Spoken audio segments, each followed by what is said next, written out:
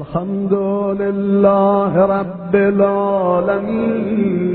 وصلى الله على سيدنا محمد النبي وآله وسلم تسليما. اللهم لك الحمد على ما جرى به قضاؤك في أوليائك الذين استخلصتهم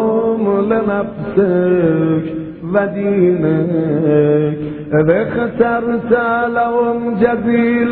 ما عندك من النعيم المقيم الذي لا زوال